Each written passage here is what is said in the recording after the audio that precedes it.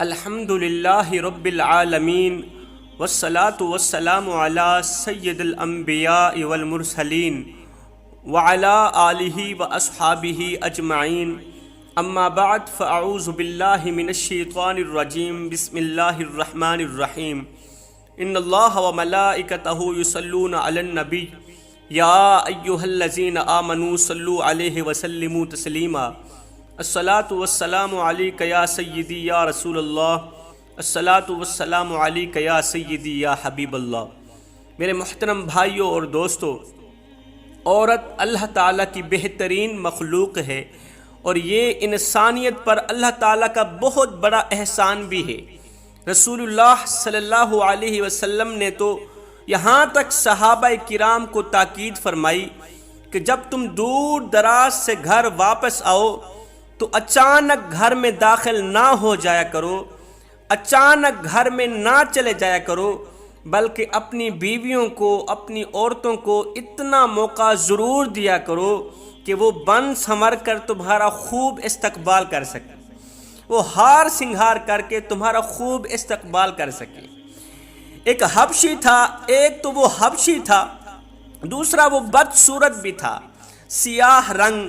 نین نقش موٹے وغیرہ وغیرہ، بدصورت تھا، لیکن اس کی بیوی بڑی ہی حسین و جمیل تھی، حسن کی ملکہ شہزادی۔ اللہ نے اسے بڑے ہی حسن سے نواز رکھا تھا۔ دوسرے لوگ اس کے حسن کی تعریف کیا کرتے تھے، اس کے حسن و جمال پر تعجب کیا کرتے تھے کہ خود تو اتنا بدصورت ہے، رنگ کا کالا ہے، لیکن اللہ نے جو بیوی عطا کی ہے وہ کتنی خوبصورت ہے۔ ایک دن یہ بدصورت شخص میرے نبی کی خدمت میں حاضر ہوا۔ میرے نبی نے پہلے سن رکھا تھا کہ اس کی بیوی بڑی ہی حسین و جمیل، حسن کی ملکہ شہزادی ہے، لیکن یہ خود کالا ہے۔ جب میرے نبی کے سامنے آیا تو میرے نبی مسکرا کر فرمانے لگے، اے بندہ اے خدا، یہ بتا کہ تیری بیوی تیرے ساتھ کس طرح کا سلوک کرتی ہے، تیری بیوی کا تیرے ساتھ رویہ کیسا ہے، تجھے کس نظر سے دیکھتی ہے، تجھے کس نگاہ سے دیکھتی ہے۔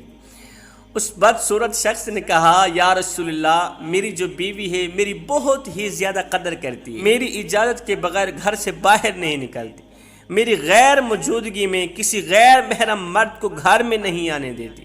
اس کا اخلاق اتنا اچھا ہے، اتنا اچھا ہے کہ دائیں بائیں میں رہنے والی تمام عورتیں اس کے اخلاق سے متاثر ہو کر تعریف کیے بغیر نہیں رہتی۔ یا رسول اللہ، میں رنگ کا کالا ہوں، میری بیوی بڑی ہی حسین و جمیل ہے، لیکن اس نے میرے سامنے کبھی بھی ناز نہیں کیا، کبھی فخر نہیں کیا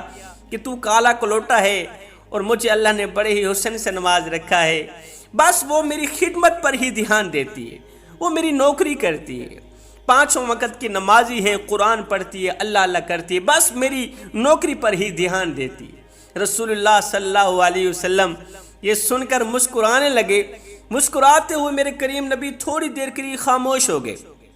میرے نبی تھوڑی دیر کے لیے خاموش ہو گئے۔ خاموشی کے بعد میرے نبی نے فرمایا، اے صحابی، جلدی جا اپنی بیوی کو مبارکباد دے، جلدی جا اپنی بیوی کو مبارکباد دے۔ وہ اس لیے کہ ابھی حضرت جبریل میری خدمت میں حاضر ہوئے، جبریل نے آ کر مجھے اللہ کا سلام دیا، ساتھ میں کہا، یا رسول اللہ، اس کی بیوی کو خوشخبری دی جائے، وہ جو اس بدصورت شوہر کی نوکری کر رہی ہے نا، کبھی اس نے ناز نہیں کیا، کبھی فخر نہیں کیا، اس کا اخلاق اچھا ہے، شوہر کی اجازت کے بغیر وہ کبھی گھر سے باہر نہیں نکلی، کبھی کسی غیر محرم مرد کو گھر کے اندر نہیں آنے دیا۔ ایسی بیوی کو جا کے مبارکباد دے دو کہ اللہ تعالیٰ نے اس عورت کے لیے ایک عالی شان محل تیار کر رکھا ہے۔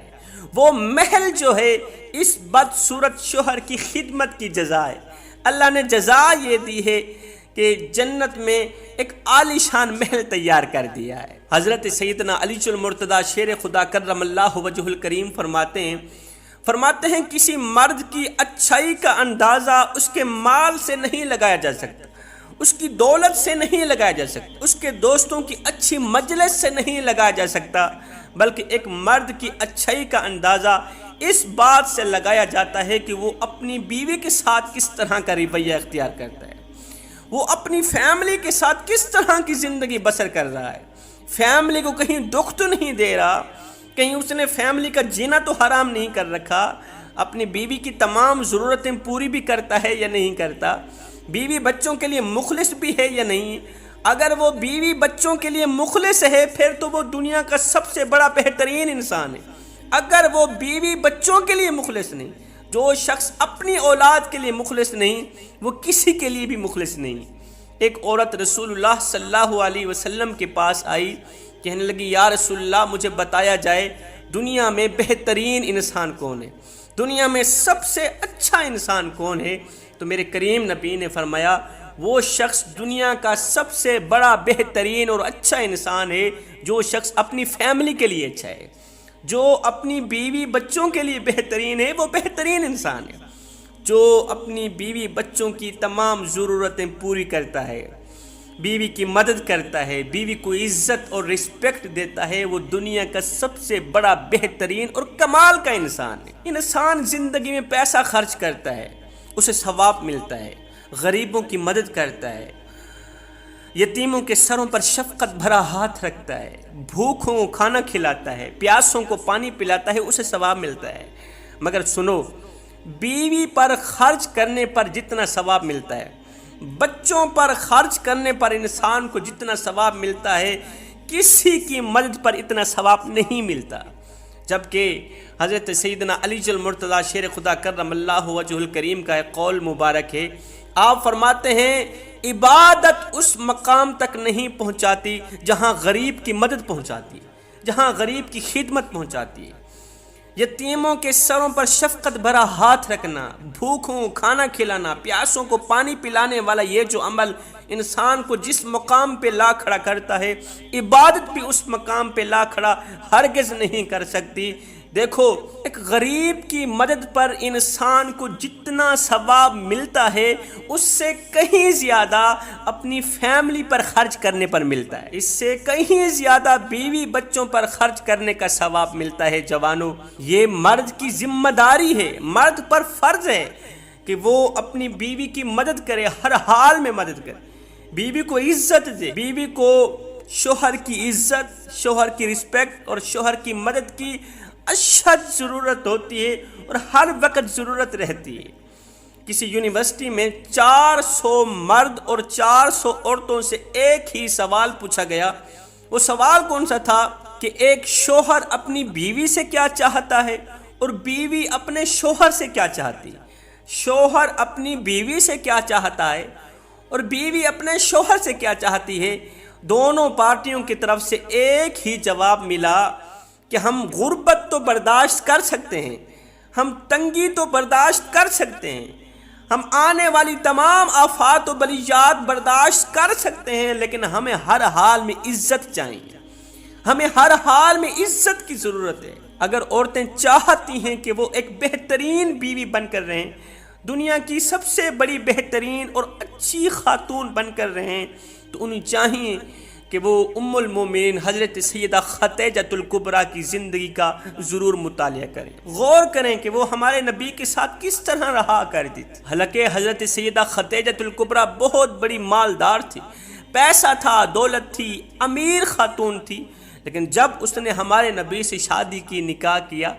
شادی کے بعد اپنا تمام مال، تمام دولت، جتنی دولت تھی، جتنا پیسہ تھا، ساری کی ساری دولت میرے نبی کے قدموں پہ رکھ کے عرض گزار ہوئی، یا رسول اللہ آج سے یہ مال میرا نہیں، یہ آپ کا مال ہے، یہ دولت میری نہیں، یہ آپ کی دولت ہے، آپ جہاں چاہیں اسے خرچ کریں، آپ جہاں چاہیں اسے بانٹیں۔ اب میرے کریم نبی نے اس مال کو یتیموں پر بانٹنا شروع کر دیا، غریبوں میں بانٹنا شروع کر دیا۔ سیدہ خدیجہ الکبریٰ دیکھ رہی ہے، ہاتھ کی کمائی بانٹی جا رہی ہے، ہاتھ سے کمایا گیا پیسہ، ہاتھ سے کمائی گئی دولت تقسیم کی جا رہی ہے۔ سیدہ خدیجہ الکبریٰ نے جب دیکھا تو آنکھیں آنسوں سے بھر آئی۔ میرے نبی نے پوچھا، خدیجہ الکبریٰ خیر تو ہے، آپ کی آنکھوں سے آنسو نظر آ رہے ہیں؟ تو سیدہ نے فرمایا، یا رسول اللہ یہ غمی کے آنسو نہیں، یہ خوشی کے آنسو ہیں، اس لیے کہ جب مال اکٹھا کیا تھا اتنی خوشی نہیں ہوئی تھی جتنی غریبوں پر اللہ کے نام پر تقسیم کرنے میں خوشی ہو رہی ہے۔ جب پیسہ تھا اس وقت اتنی خوشی نہیں تھی،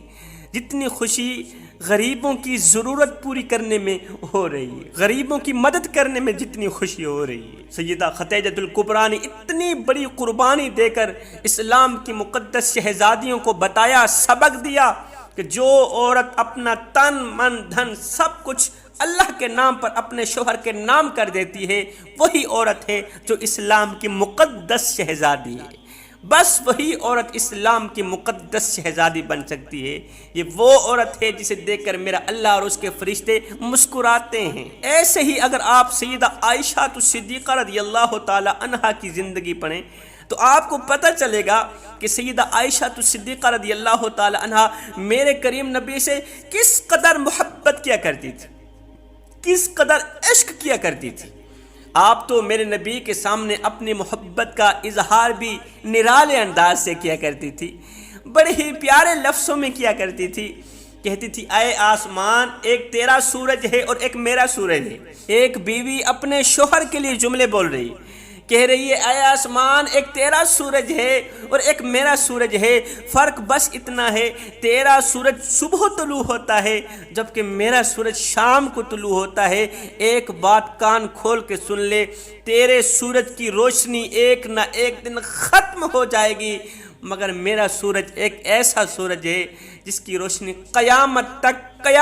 تک جہان کو روشن رکھے گی، قیامت تک ختم نہیں ہوگی۔ معاشرے میں نظر دوڑا کے دیکھیں، آج ہے کوئی بیوی جو اپنے خامد کے ساتھ محبت کا اظہار کچھ اس طریقے سے کرے، ان لفظوں میں کرے، اس انداز میں کرے؟ قبلہ کوئی بھی عورت نظر نہیں آتی۔ آج کل کی عورتیں تو الٹا کہتی ہیں میں نے آپ میں کبھی بھی اچھا ہی نہیں دیکھی۔ حالانکہ